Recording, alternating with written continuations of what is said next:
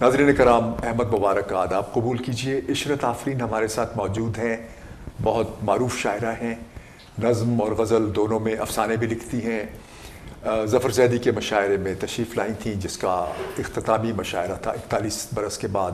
آج بہت ظاہر ہے کہ طبیعت اداس سی ہے، اور ہم نے پھر ان سے بہت اداس نظمیں بھی سنی جو موجودہ صورتحال کی ظاہر ہے کہ اس کا عکس ہیں۔ ایک بہت ہی یعنی یہ ایسی حساس شاعرہ ہیں جن کے ساتھ بات کرتے ہوئے ان کی آواز کی لرزش بتا دیتی ہے کہ یہ آپ شاعرہ سے مخاطب ہے۔ عشرت آفرین، میں آپ کو اسٹوڈیوز میں خوش آمدید کہتا ہوں۔ بہت شکریہ، آپ نے یاد کیا اور میرے لیے بھی بڑے اعزاز کی بات ہے۔ آج جیسا کہ آپ جانتے ہیں، ہم ظفر زیدی میموریل سوسائٹی کے اس الوداعی مشاعرے میں شریک ہونے کے لیے آئے۔ آپ کی پہلی کتاب 1985 میں آئی تھی، کنج پیلے پھولوں کا۔ جی۔ پھر کوئی 20 برس کے بعد کتاب آئی دھوپ اپنے حصے کی۔ میں اس میں میں موجود تھا جو سیوک سینٹر کے پاس ہوا تھا۔ اچھا۔ لیکن میں کچھ پہلے چلا گیا تھا ملے بغیر۔ آصف نے مجھے بطور خاص وہاں پہ مدعو کیا تھا، اور افتخار عارف آئے تھے اور آپ آئی تھی۔ مجھے بتائیے کہ وہ جو 4-5 برس کے سفر میں پہلی کتاب تھی، اس کا وفور کیسا تھا؟ آپ نے خود کو کیسے دریافت کیا، لکھنا اور جمع کیسے شروع کیا کرنا؟ یہ تو اس وقت سمجھ ہی نہیں ہوتی زیادہ تر۔ ہاں، بہت جلدی، بہت یعنی ایک طرح سے کم عمری میں آیا وہ۔ بہت کم عمری بھی نہیں کہیں گے، لیکن یہ کہ بالکل میری وہ ابتدائی کلام تھا۔ شاعری تو میں بچپن سے کر رہی ہوں۔ وہ تو ایسی بیماری تھی کہ مجھے پیدائشی عارضہ تھا، لگ جائے تو لگ جائے۔ اور شروع کیا تھا میں نے نوحوں سے اور نعتوں سے۔ خوب۔ اور اس کے بعد پھر جس کو پتہ چلتا گیا محلے میں کہ بچے نعتیہ مقابلہ ہو رہا ہے، آ گئے کہ بھائی میری ہی ہم عمر لڑکے لڑکیاں کہ وہ ہمیں دے دیں، ہم نعت پڑھیں گے۔ تو اس طرح سے حوصلہ افزائی تو اپنے سراؤنڈنگ میں ایک شروع ہو گئی تھی۔ اور اگر ماحول کی آپ بات کریں تو میں یہ سمجھتی ہوں کہ ہمارے چاروں طرف شاعری ہوتی ہے۔ یعنی صبح جب ہوتی تھی تو اس کا آغاز ہی فقیر کے چمٹے کی آواز اور اس کے مانگنے کا بھی جو وہ تھا، وہ سیدھے لہن میں مانگتا تھا۔ کبھی کبھی وہ کوئی مناجات بھی پڑھ رہے ہوتے تھے۔ پھر اس کے بعد یعنی دن بھر اسی طرح ہر چیز میں ایک موسیقی تھی۔ رات کو جو قوالیاں ہوتی تھیں یا دور سے گانوں کی آواز آتی تھی، وہ کہتے ہیں نا دور کے ڈھول سہانے، تو وہ خوبصورت لگتی تھی وہ آوازیں کہ ہوا کے دوش پہ آ رہی ہیں۔ تو اس نے ایک مزاج بنایا مجھے۔ ہمارے یہاں ہر چوتھا آدمی شاعر ہوتا تھا ہمارے خاندان میں بھی، لیکن مرد عموماً ہوتے تھے، لڑکیاں اور عورتیں تو میرا خیال ہے کہ وہ ہاں یہ ہمارے معاشرے میں انہیں پیچھے ہی رکھا جاتا تھا، بلکہ ایک طرح سے ڈسکریج کیا جاتا تھا کہ تم یہ آرٹ وارٹ مت کرو، پینٹ مت کرو، شعر مت لکھو، گھر کا کام کرو۔ یہ بہت میں اپنی بہنوں کے بارے میں سوچتا ہوں، بہت پریشان ہوتا ہوں کہ کیا کیا تھا۔ تو میرے ساتھ یہ اس میں خوش قسمتی ہوئی کہ میرے گھر والے، میرے چچا، میرے بزرگ، ان لوگوں نے بہت حوصلہ افزائی کی، خوش ہوئے، سب نے ایسا ہاتھ دیا جیسے میں نے کوئی بہت بڑا کام کیا ہے۔ واہ واہ، ہماری تو کوئی حوصلہ افزائی نہیں ہوئی تھی، ہمیں تو بہت ڈانٹ پڑتی تھی۔ ہمارے یہاں ہوئی، یہ بہت خوش قسمتی ہے۔ اس وقت کی کوئی چیز یاد ہے؟ ہمارے چچا تھے آرزو اترولوی، تخلص کرتے تھے، وہ بھی شاعر تھے لیکن بہت گوشہ نشین تھے، کبھی باہر نہیں آئے۔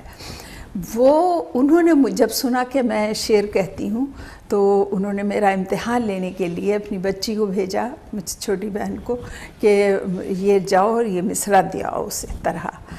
وہ مصرع تھا: فکروں کا غم فطرت بات تدبیر کی مقصود تک آ پہنچی ہے۔ یہ مصرع تھا۔ میں شاید جھاڑو دے رہی تھی، کوئی کام کر رہی تھی چھوٹا موٹا گھر کا، اسی وقت اس سے پرچہ لیا اور 14 اشعار کہہ کے اور اسی کے ہاتھ پر لوٹا دیے۔ تو اس سے دھوم مچ گئی میری. وہ غزل تھی کہ اب مگر وہ غزل ظاہر ہے جیسے کہ کوئی اس میں کوئی وہ نہیں تھا کہ آپ کہیں کہ یہ میری غزل ہے. وہ جیسے غزلیں ہوتی تھی تو وہ تھی کہ فکر و غم فطرت معصوم تک آ پہنچی ہے, بات تدبیر کی مقصوم, یہ گرہ لگائی تھی, مقصوم تک آ پہنچی ہے. خوب ہے, بہت خوب ہے. دیکھیں کیا ہوتا ہے انجام خدا خیر کرے, پھر مسرت دل مغموم تک آ پہنچی ہے. واہ واہ, تو اس کچھ اس طرح کی بہت اچھا ہے, بہت اچھا ہے. 13-14 اشعار کی تھی. تو یہ سلسلہ بھی چلتا رہا. تو اس کا مطلب ہے کہ وہ شاعر تھا, یعنی آدمی کو پتہ خود معلوم ہوتا ہے, جی اسے پتہ چل جاتا ہے کہ وہ شاعر ہے یا نہیں ہے, مصور ہے یا نہیں ہے, وہ کیا ہے. میں 7ویں میں تھی جب میں نے یہ غزل کہی. پھر وہ بڑا وہ ہوا, اس کو سیلیبریٹ کیا گیا, مجھے بلا کے بٹھایا گیا. پھر دوبارہ میرا امتحان لیا گیا کالج میں. میں علامہ اقبال کالج میں تھی. میں فرسٹ ایئر یا سیکنڈ ایئر کی اسٹوڈنٹ تھی, اور ہماری پروفیسر نوشابہ صدیقی, تو میڈم کو پتہ چلا وہ بہت جوہر قابل کو وہ تلاش کرتی تھیں. تو انہوں نے کہا بھائی وہ لائیں آفس میں. مرتضیٰ شفیع صاحب ہمارے پروفیسر ہوا کرتے تھے اردو کے, تو کہنے لگی کہ بھائی اس کو دیکھو یہ بڑے اچھے شعر کہہ رہی ہے. انہوں نے کہا اچھا اس کا امتحان لیں گے ہم. کیسے پتہ یہ خود کہتی ہے. 2-1 غزلیں میں نے سنائی ہوں گی جو روایتی طرح کی ہوتی ہیں, جو ہم زلف وفا برہم کریں گے, تب میں نے اس طرح سے. تو انہوں نے آفس میں کہا بھائی یہ چٹھی دی, اور صنم آخر خدا نہیں ہوتا, اور انہوں نے کہا یہ لو یہ مصرع ہے اور تم کہہ لو گی, 3 شعر کہہ دو زیادہ نہیں. تو میں وہیں بیٹھ گئی. وہ بھی 12-14 اشعار کی غزل ہو گئی, وہیں ہو گئی. تو وہ تو بہت خوش ہوئے. اشعار اس کی یاد نہیں ہے, کوئی بات نہیں. تو ہے میری ڈائری میں ویسے وہ غزل. لیکن مجھے خیال ہے کہ جیسے جب ہمارے ہاں سی فنون وغیرہ آنا شروع ہوئے تو میں آپ کو پڑھاتا, پڑھتے تھے بہن بھائی آپ کو. جی. تو اس کا مطلب ہے کہ آپ کی ان کو قاسمی صاحب سے بھی خط و کتابت تھی اور آپ چھپ رہی تھیں. یہ بڑی زبردست بات ہے کہ آدمی اتنے مربوط اور ترتیب سے اپنی چیزیں رکھے اور چھپنے کے لیے وہ بھیجے. تو وہ میرے چھوٹی بہن تھی. اچھا. اور صاف وہ میری چیزوں کو ترتیب سے, اس کو سب غنچہ کہتے تھے. اس کو ہمارے یہاں کہا جاتا تھا بجیا کا غنچہ. اچھا. وہ جہاں کہیں پرچہ اس نے دیکھا اٹھایا اور جلدی سے رکھا, اور اس کو کہتی تھی بجیا اس کو لکھ لیں ڈائری میں. تو بہن بھائی میرے بہت اس معاملے میں بہت لاپرواہ تھی, یعنی جمع کرتی تھی. لیکن پھر کچھ عرصے کے بعد جب مجھے احساس ہوا, کچھ لوگوں نے کہا جس کا کوئی استاد نہیں ہوتا ہے اس کو تو کوئی مانے ہی گا نہیں, تمہیں کوئی مانے ہی گا نہیں. تو پھر میں رئیس امروی صاحب کے پاس گئی. لیکن وہ میں اس وقت گئی, پہلے سلطانہ مہر نے مجھے چھاپنا شروع کیا, ان سے سب سے پہلی ملاقات ہوئی. میں ہائی اسکول میں تھی تو میری پہلی نظم شائع ہوئی والد کے انتقال پر. تو وہ نظم طویل تھی. اس کے بعد پھر یہ سلسلہ چل گیا کہ میں انہیں دے دی. تو انہوں نے مجھ سے کہا سنو تم ادبی رسالے پڑھتی ہو. میں نے کہا وہ کیا ہوتے ہیں, کہ ہمارے ابو کا انتقال جلدی ہو گیا تھا تو ہمیں یہ نہیں معلوم تھا کہ یہ گھر میں صرف قانون کی کتابیں تھیں, وکیل تھے وہ تو, اور جہاں اخبار خواتین آتا تھا. تو ہم نے کہا کہ اچھا نہیں, ہم نے نہیں دیکھا ہے. تو کہنے لگے اچھا اب تم کو ایک پتہ دے رہے ہیں, سیپ, اس میں تم بھیجو, تم اب اچھی غزلیں کہنے لگی. تو میں اتنی مایوس ہوئی. میں نے کہا لگتا ہے کہ مہر باجی اب مجھے چھاپنا نہیں چاہتی. بہرحال ان کا کہنا تھا تو میں نے بھیج دیا. پھر وہ رسالے آنے لگے. تو ایک تربیت یہ تھا زمانہ 75 اور 76 کا. 74, 73, 74 اس طرح سے آگے پیچھے کچھ ہوگا. اسی زمانے میں کالج میں بھی جوش صاحب آئے ہوئے تھے. تو پروفیسر نوشابہ صدیقی نے مجھے زبردستی کہا کہ تم غزل پڑھو, جوش صاحب آئے ہیں. اور میں پڑھی.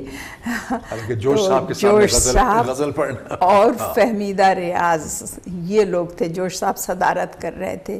جون کا مہینہ تھا, سن مجھے ٹھیک سے یاد نہیں. کوئی بات نہیں. تو انہوں نے پھر وہ ایک اٹھان ہوئی وہاں سے غزل وزل کوئی اچھی نہیں تھی بالکل کہ کسی نے کالج کی لڑکی جو اسٹوڈنٹس جیسے آتی تھی پڑھتی تھی وہ ہو گیا سلسلہ. لیکن ماحول نے بہت تربیت کی اور ہم آگے بڑھے. تو جب میں رئیس امروی صاحب کو میں نے دکھایا تو انہوں نے کہا کہ بھائی تم تو انہوں نے ایک جملہ کہا کہ تمہیں اصلاح کی بالکل ضرورت نہیں ہے.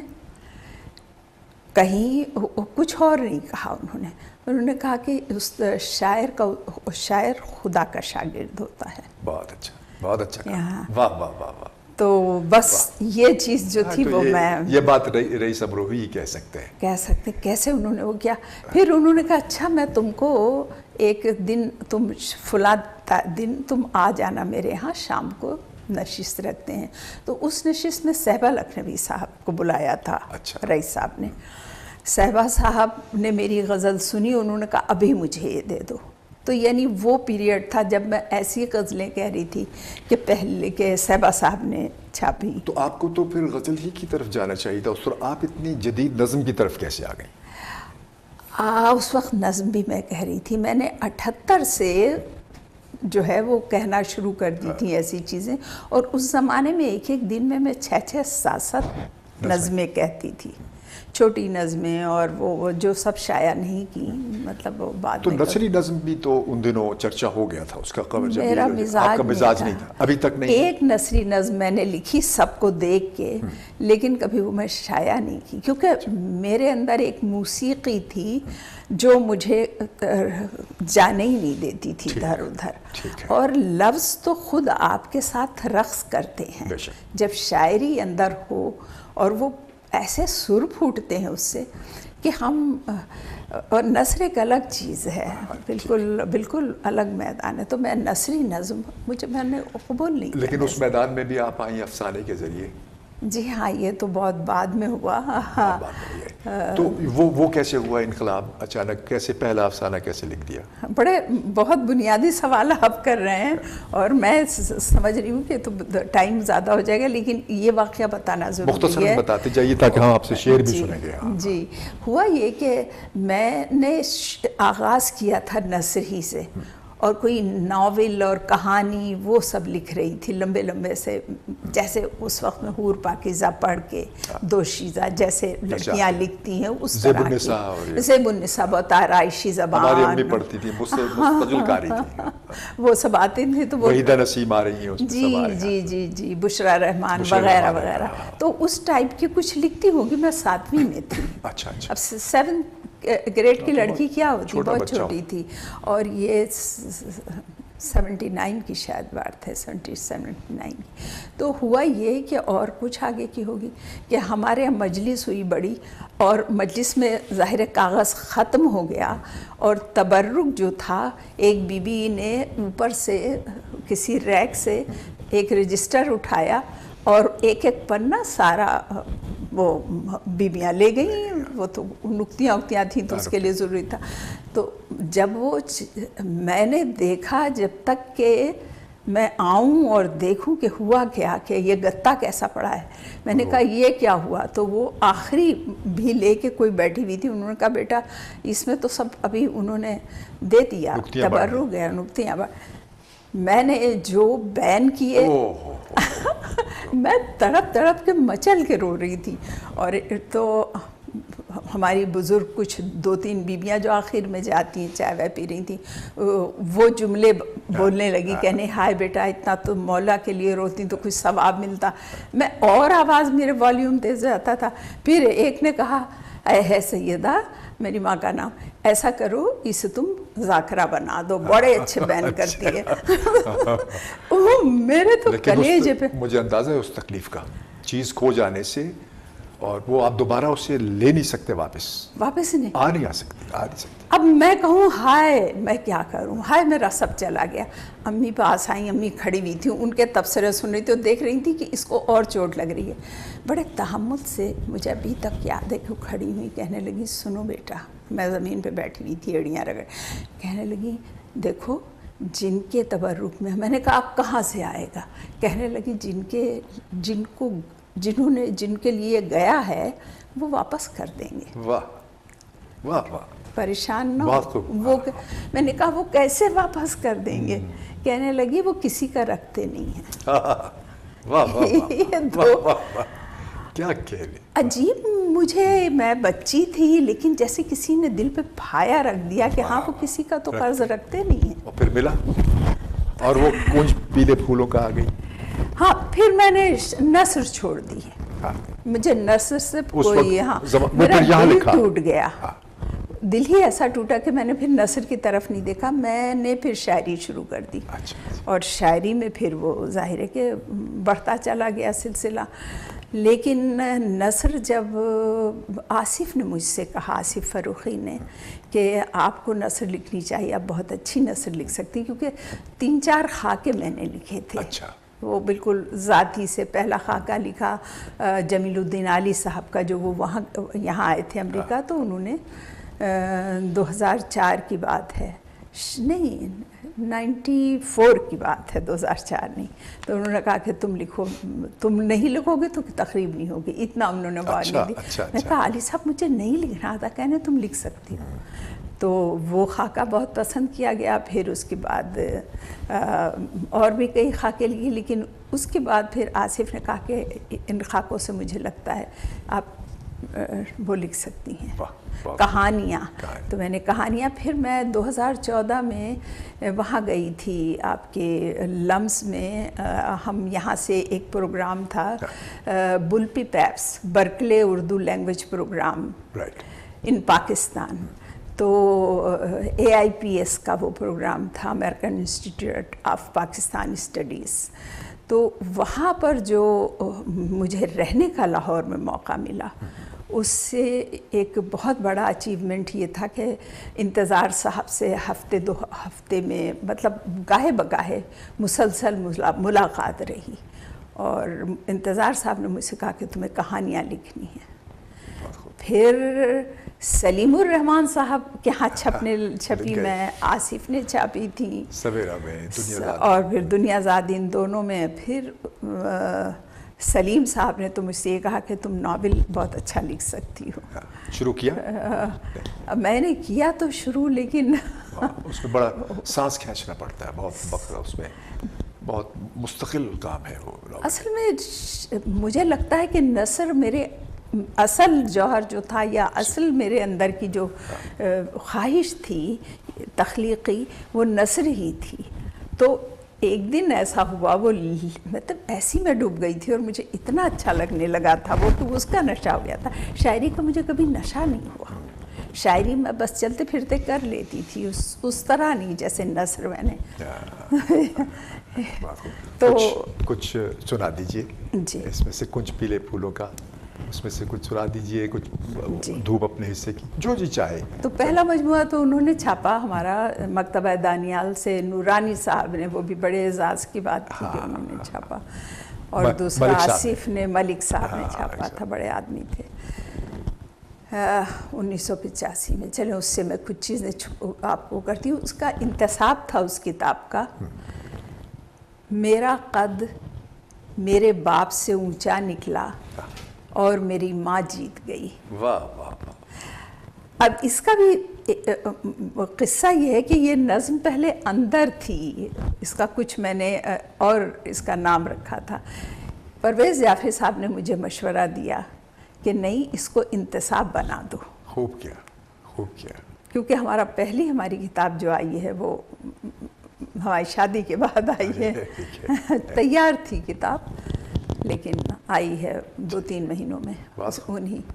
تو یہ ہے, میرا قد میرے باپ سے اونچا نکلا اور میری ماں جیت گئی. دوسری, میں اپنے عذاب لکھ رہی تھی, زخموں کا حساب لکھ رہی تھی, پھولوں کی زباں کی شاعرہ تھی, کانٹوں سے گلاب لکھ رہی تھی. ایک نسل کے خواب کے لہو سے ایک نسل کے خواب لکھ رہی تھی, آنکھوں سے سوال پڑھ رہی تھی, پلکوں سے جواب لکھ رہی تھی. हर बूंद शिकस्ता बामो दर पर वाह बारिश का इताब लिख रही थी। वाह वाह और फूलों में ढली हुई ये लड़की पत्थर पे किताब लिख रही क्या थी। क्या क्या क्या वाह वाह। और कुछ इरशाद कीजिए। पहले मजमूए से नहीं, कोई ज़रूरी नहीं है, वो तो अच्छा, एक अच्छा। खामखा चैलेंज हो जाता है कि वो तो यूं ही है कि अगर ऐसी कुछ चीज़ें हैं याद, जी, जो भी याद है वो सुना दीजिए। हाँ, उसकी चीज़ें याद है मुझे। मेरी नज़्म है उसमें कि मेरे पुरखों की पहली दुआ, रात की कोख से सुबह की एक नन्ही किरण ने जन्म यूं लिया। वाह शब ने नन्ही शफक की गुलाबी हसी मुट्ठियाँ खोलकर कुछ लकीरें पढ़ी और सबा से न मालूम चुपके से क्या कह दिया।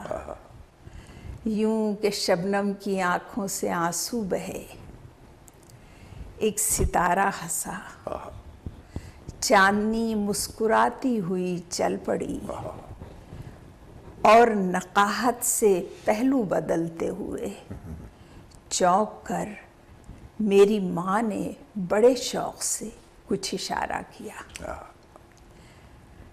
आहटों और सरगोशियों में किसी ने कहा, आह लड़की है ये। इतनी अफसुर्दा आवाज़ मेरे खुदा मेरी पहली समात पे लिखी गई, मेरी पहली ही सांसों में घोला गया इन शिकस्ता से लहजों का जहरीलापन। आह लड़की है, लड़की है, लड़की है ये, इसकी किस्मत की मांगो दुआ। हाय हाय। अब भी मेरी समात पे लिखी है वो मेरे पुरखों की पहली दुआ। बच्ची पैदा होती है और मंजर, लड़कियां माओ जैसे मुकद्दर क्यों रखती हैं, तन सहरा और आँख समंदर क्यों रखती हैं। औरतें अपने दुख की विरासत किसको देंगी, संदूकों में बंद ये जेवर क्यों रखती हैं। और वो जो रही हैं खाली पेट और नंगे पाँव, बचा बचा कर सर की चादर क्यों रखती हैं।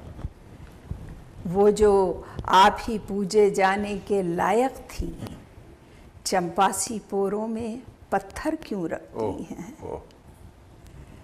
बंद हवेली में जो सानहे हो जाते हैं, उनकी खबर दीवारें अक्सर क्यों रखती हैं। वाह वाह वाह। और आखिरी शेर इस गज़ल का कि सुबह विसाल की किरणें हमसे पूछ रही हैं, रातें अपने हाथ में खंजर क्यों रखती हैं। और देखिए इस मजमूए ही से पहले मजमूए से, जैसे कासमी साहब ने मुझे ये 81-82 या 78 की कि जैसे पहली पहली चीज़ें मेरी शाया हुई और यहाँ जैसे अफकार में गज़ल थी, तो वो सीना बसीना उस वक्त गज़लें और अशार जाते थे और फिर वो लोग खुद राब्ता करते थे। लाहौर वालों ने मुझे कहा कि ये एक नज़्म थी मेरी, मुझे मालूम नहीं आपके पास कितना टाइम है कि मैं वो नज़्म सुनाऊं। नज़्म सुना दीजिए, उसी पे इख्तिताम करेंगे। ठीक है, तो वो नज़्म ज़रा सी 3-4 मिनट की है, तो इसलिए मेरा ख्याल है कि उसके अलावा कुछ और आपको सुना देती हूँ। तो वो ये इसका उन्वान था एक गैर अहम फ़र्द के लिए।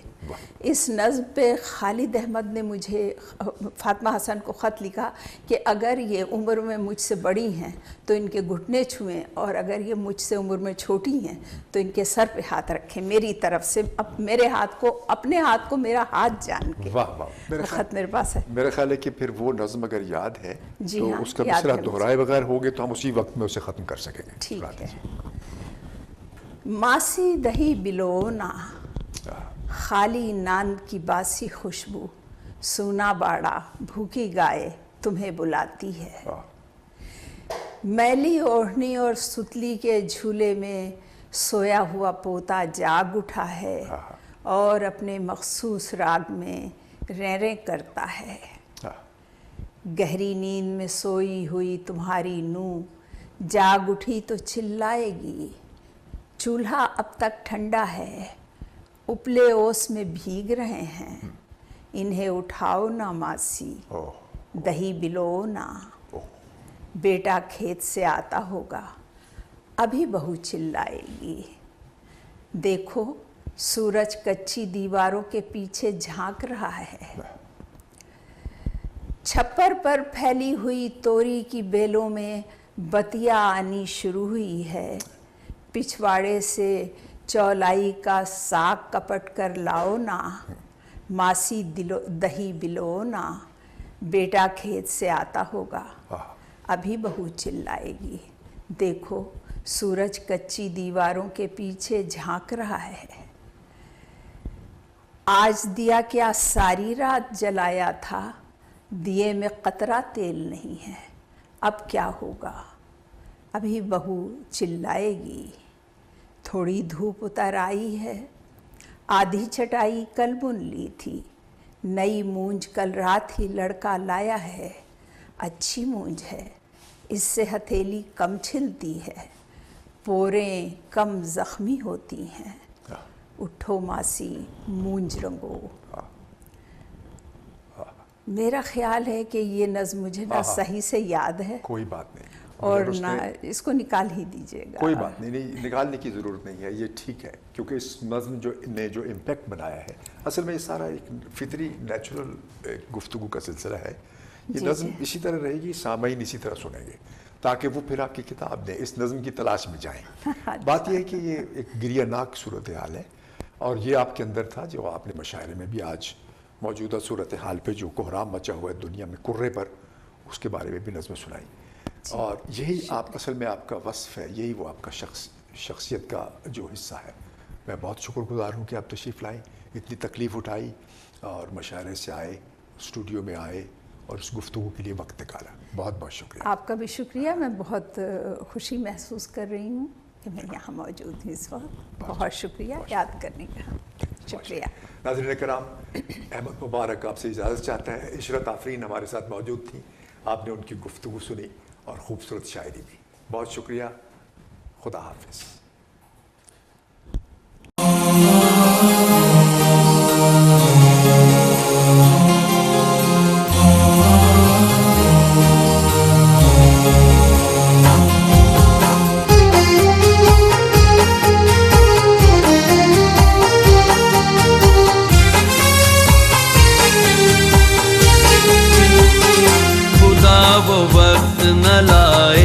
सोगवार हो तू, खुदा वो वक्त न लाए कि सोगवार हो तू। सुकून की नींद तुझे भी हो, सुकून की नींद तुझे भी हराम हो जाए। खुदा वो वक्त न लाए कि सोगवार हो तू, खुदा वो वक्त न लाए।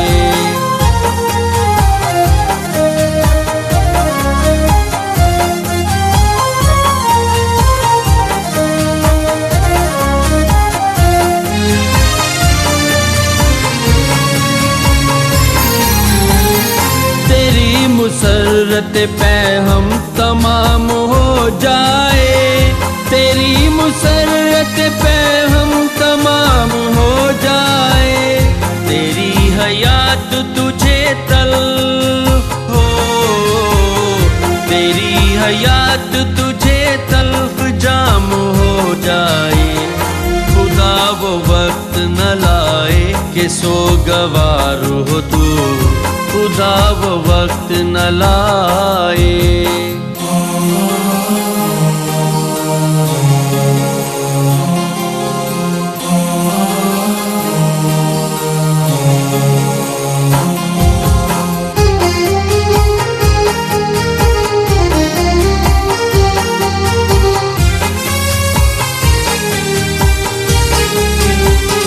गमों से आईनाए दिल गुदाज हो तेरा, गमों से आईनाए दिल गुदाज हो तेरा। हजूम यास से बेताब ہجوم یاس سے بےتاب ہو کے رہ جائے خدا وہ وقت نہ لائے کہ سوگوار ہو تو خدا وہ وقت نہ لائے